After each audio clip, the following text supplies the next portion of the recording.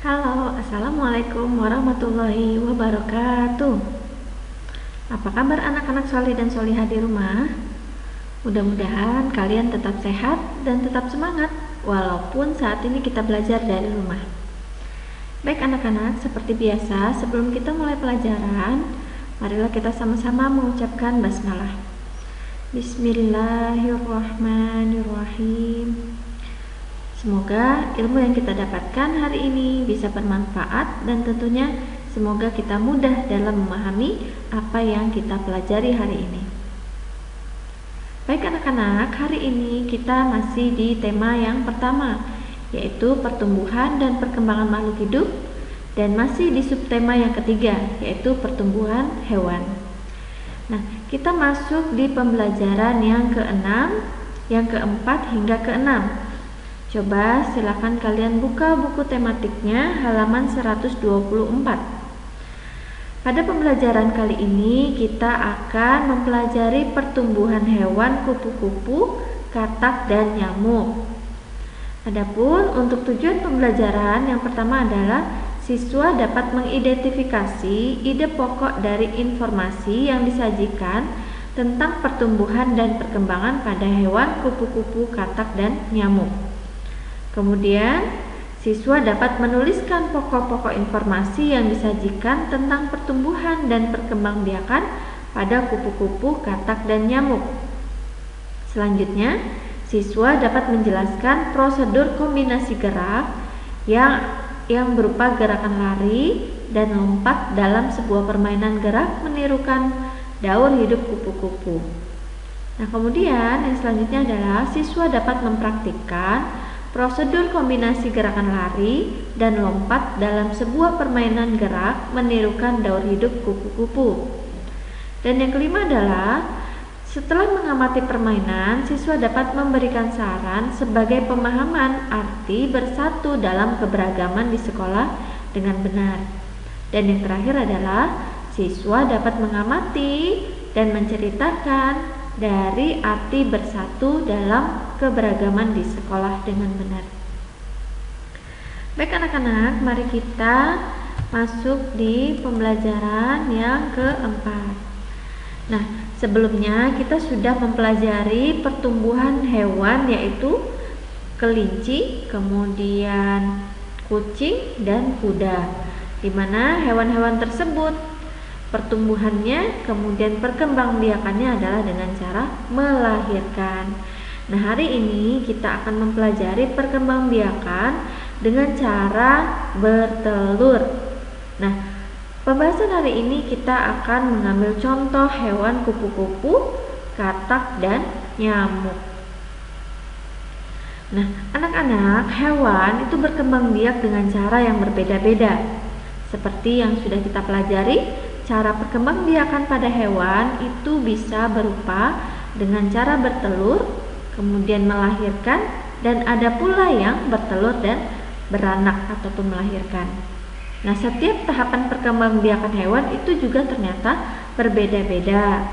Misal, hewan yang bertelur itu cara perkembangbiakannya ataupun tahapan-tahapan perkembangbiakannya itu berbeda satu dengan yang lain.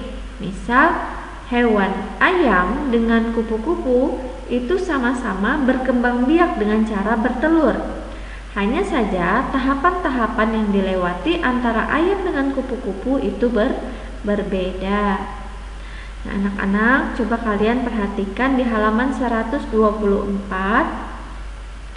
Itu ada gambar telur ayam, anak ayam, dan induk ayam. Dan ternyata ada juga gambar kupu-kupu. Nah, bila kita perhatikan, di samping kupu-kupu ini ada sebuah benda yang menggantung di dedaunan. Kalian tahu itu benda apa? Ya, ini adalah benda yaitu kepompong. Apa sih kepompong itu? Nah, kepompong itu adalah bakal hewan ataupun ulat, semacam ulat gitu ya, yang akan menjadi kupu-kupu. Nah, ini adalah tahapan-tahapan atau daur hidup pada kupu-kupu. Bila kita perhatikan, ini adalah daur hidup kupu-kupu. Setelah beberapa hari gitu ya, telur kupu-kupu yang menetas di daun itu berubah kemudian menjadi ulat. Jadi ada seekor kupu-kupu betina yang biasanya dia bertelur di daun. Nah, setelah beberapa hari ternyata telur itu menetas dan berubah menjadi ulat. Nah, kemudian ulat memakan daun-daunan sehingga tubuhnya menjadi besar. Nah, ulat kemudian mencari tempat untuk berdiam diri sehingga membentuk yang namanya kepompong.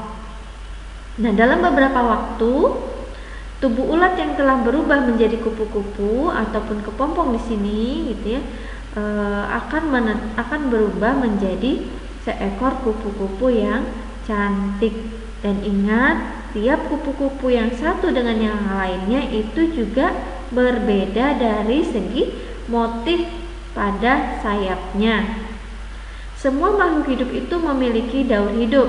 Betapa sempurnanya ciptaan Allah. Jadi kita lihat bagaimana Allah menciptakan seekor kupu-kupu itu harus melewati tahapan-tahapan, yaitu berupa telur, kemudian menjadi ulat, kemudian setelah beberapa waktu kemudian menjadi kepompong yang dia berdiam diri di dalam bungkusan kepompong hingga berubah menjadi ulat atau kupu-kupu yang cantik gitu.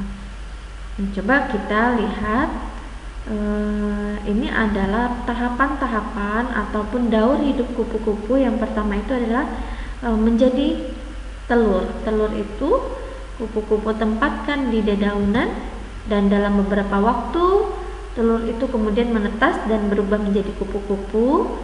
Lalu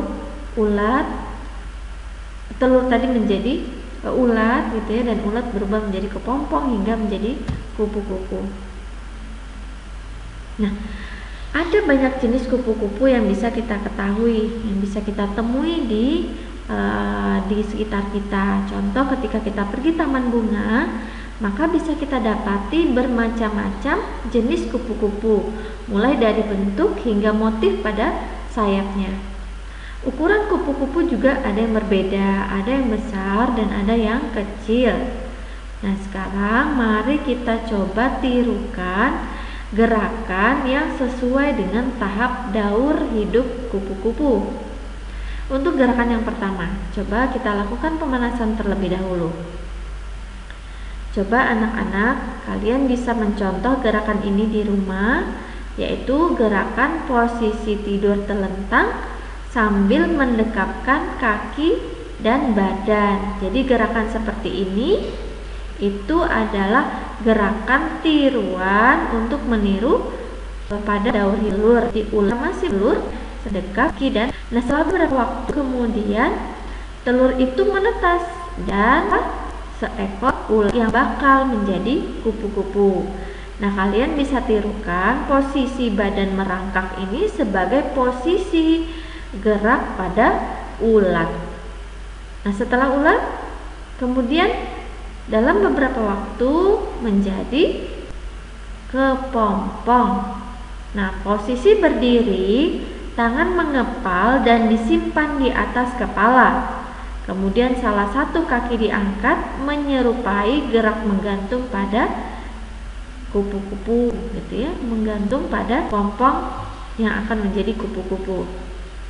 Nah, 3 gerakan ini, yang pertama itu adalah gerakan telur, kemudian yang kedua adalah gerakan ulat, dan yang ketiga adalah gerakan kepompong.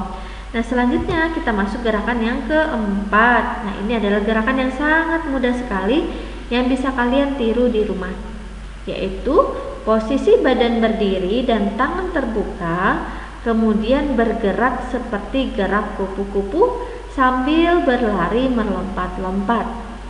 Jadi gerakan seperti kupu-kupu, yaitu mengepakkan sayapnya seperti kupu-kupu.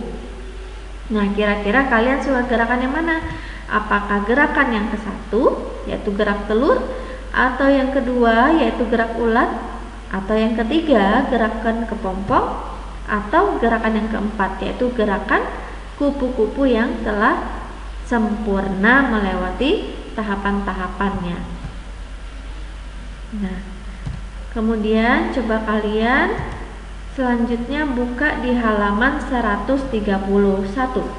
Jadi ketika kita sudah tadi belajar tentang daur hidup pada kupu-kupu, yaitu yang pertama adalah dimulai dari telur, kemudian telur itu menetas menjadi seekor ulat. Nah, kemudian ulat itu berdiam diri menjadi kepompong. Nah, dalam beberapa waktu kemudian kepompong ini membuka selaput kepompongnya, kemudian berubah menjadi kupu-kupu yang cantik.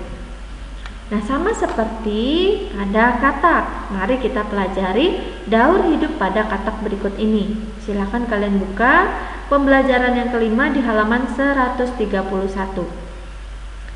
Selain kupu-kupu, katak juga memiliki 4 tahapan daur hidup. Sama seperti kupu-kupu, yaitu dimulai dari telur, kemudian berubah menjadi berudu. Nah, setelah berubah menjadi berudu, lalu menjadi katak muda. Nah, kemudian katak muda ini kemudian menjadi seekor katak dewasa. Katak mengalami perubahan bentuk yang sangat berbeda. Daur hidup katak itu dimulai dari telur, kemudian telur berubah menjadi seekor berudu. Nah, berudu tadi berubah menjadi katak muda yang memiliki ekor, dan kemudian katak muda ini berubah menjadi katak yang dewasa. Bila kita perhatikan, ada yang berubah dari bentuk katak pada daur hidup yang pertama, yaitu ternyata katak itu memiliki ekor, atau kita biasa menyebut dengan apa ini? Kecebong. Nah, kalian bisa temui di parit-parit, biasanya ada telur-telur kodok kemudian berubah menjadi kecebong hingga menjadi katak muda dan katak dewasa. Nah, ini adalah daur hidup pada hewan katak yang dimulai dari telur berubah menjadi berudu atau kecebong, kemudian berubah menjadi katak muda, dan selanjutnya menjadi katak dewasa. Ya. Nah, kemudian silakan kalian buka di halaman 134. Penyu juga berkembang biak dengan cara bertelur. Penyu termasuk hewan yang dilindungi. Salah satu cara melindunginya adalah dengan membuat penangkaran penyu. Sebuah penangkaran penyu memiliki 7 bak penyimpanan anak penyu, dan setiap bak terdiri dari 130 ekor penyu. Berapa banyakkah anak penyu semuanya? Nah, ini adalah contoh soal matematika. Jadi tadi sudah disampaikan bahwa penyu itu memiliki cara berkembang biak yang sama dengan katak dan kupu-kupu. Hanya saja disampaikan bahwa penyu itu termasuk hewan yang dilindungi, sehingga kita tidak boleh menangkapnya ataupun membunuhnya, dan yang terpenting adalah kita harus melindunginya dengan membuat penangkaran penyu. Nah, baik anak-anak, kita masuk pada contoh soal matematika, yaitu sebuah penangkaran penyu memiliki 7 bak penyimpanan anak penyu, di mana setiap bak itu berisi 130 ekor penyu. Nah, ini tentunya kita sudah pelajari pada pembelajaran yang sebelumnya, yaitu perkalian. Kira-kira berapa jumlah anak penyu semuanya? Nah, silakan kalian kerjakan di buku kalian di halaman 135, yaitu menghitung jumlah anak penyu dari 7 penangkaran, mana setiap itu 130 ekor anak penyu. Dan kemudian ketahui juga berapa jumlah 300 dikalikan 4. Nah, baik anak-anak, kita sudah belajar tentang perkembangbiakan pada kupu-kupu, pada katak, dan yang terakhir pada pembelajaran yang ke-6. Silakan buka buku kalian di halaman 136. Kita akan mempelajari pertumbuhan pada nyamuk. Nyamuk itu memiliki daur hidup sama seperti hewan yang lainnya. Daur hidup nyamuk itu dimulai dari telur. Telur nyamuk berada di atas air. Ketika sudah menetas, telur yang tadi kemudian menjadi jentik. Jentik-jentik berubah menjadi pupa. Setelah beberapa waktu, pupa kemudian menjadi seekor nyamuk. Bisa kita lihat di sini, telurnya itu biasanya ada di atas air. Nah, dalam beberapa waktu, telur-telur nyamuk ini kemudian menetas, berubah menjadi jentik-jentik. Nah, kemudian dari jentik-jentik ini berubah menjadi pupa, sama seperti pada kupu-kupu. Nah, kemudian dari pupa keluarlah menjadi seekor nyamuk dewasa. Tahapan-tahapan perkembangan nyamuk ini berlangsung sangat cepat dan terjadi pada media air. Jadi nyamuk ini berkembang biak membutuhkan media, yaitu media air, sehingga di dalam rumah kita ketika ada tampungan air yang tidak dibutuhkan, maka sebaiknya kita buang.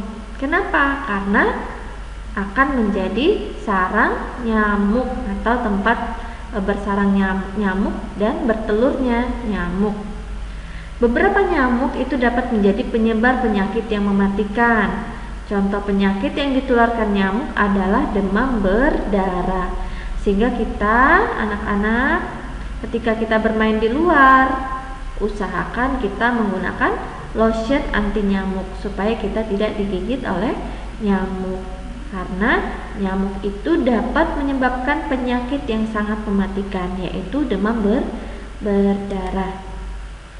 Nah, penyakit demam berdarah ini dapat mengakibatkan kematian.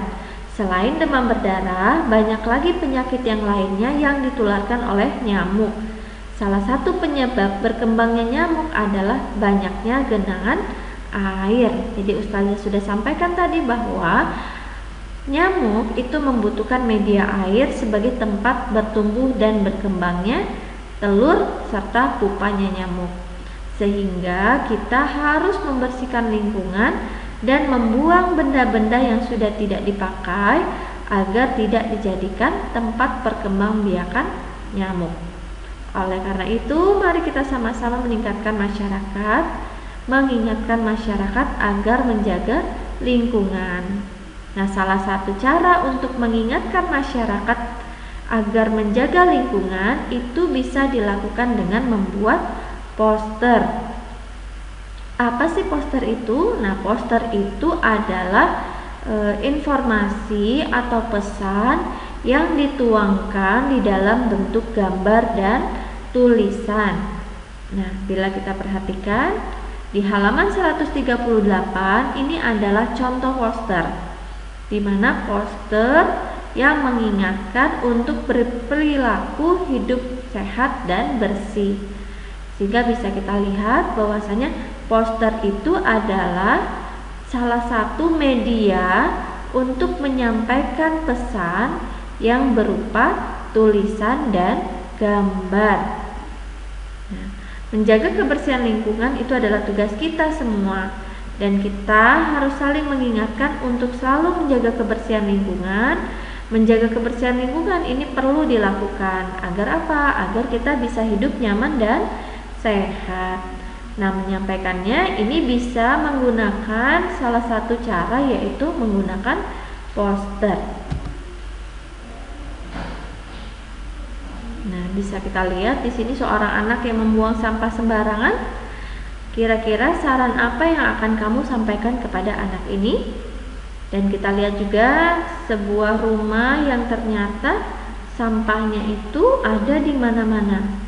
Kira-kira kalian sebagai tetangga dari yang punya rumah seperti ini, saran apa yang akan kalian sampaikan kepada pemilik rumah? Nah, masih di pembahasan tentang daur hidup nyamuk. Nyamuk itu senang tinggal di air yang tergenang. Nyamuk berkembang biak di media air. Sekali bertelur, nyamuk itu bisa menghasilkan ratusan telur. Sehingga kita perlu menyingkirkan penampungan-penampungan air yang tidak digunakan. Nah, kemudian di halaman 140, banyak pasien dihitung dengan perkalian. Coba perhatikan perkalian 130 dikalikan 3. Nah, kita bisa menggunakan 3 cara seperti pembahasan yang sebelumnya, yaitu cara penjumlahan, kemudian cara yang kedua yaitu cara perkalian bersusun, dan cara yang ketiga adalah dengan penjabaran dari bilangan yang akan dikalikan. Oke. Nah, ini coba kalian kerjakan di halaman 141, yaitu menghitung jumlah perkalian yang ada di soal nomor 1, nomor 2, nomor 3, dan nomor 4. Oke, tetap semangat anak-anak. Kita sudah menuntaskan pembelajaran dari pembelajaran yang 1 hingga pembelajaran yang ke-6 pada subtema yang ketiga.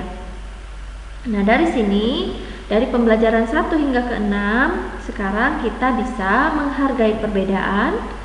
Kemudian yang kedua, kita bisa memberikan saran saat melihat terjadi perbedaan. Kemudian yang ketiga, kita mengetahui pertumbuhan hewan, yaitu kupu-kupu, kemudian ayam, kemudian katak, nyamuk. Tuliskan cerita dari hasil pengamatan dari pertumbuhan hewan. Dan dari pembelajaran yang kita bisa membuat poster. Untuk apa poster? Yaitu menyampaikan informasi. Nah, kemudian di pembelajaran 6 kita bisa mengalihkan bilangan ratusan dengan puluhan. Kemudian kita bisa menggambar hias motif pada hewan. Masih ingat ya kalian yang Ustaz minta untuk hias motif pada hewan ikan.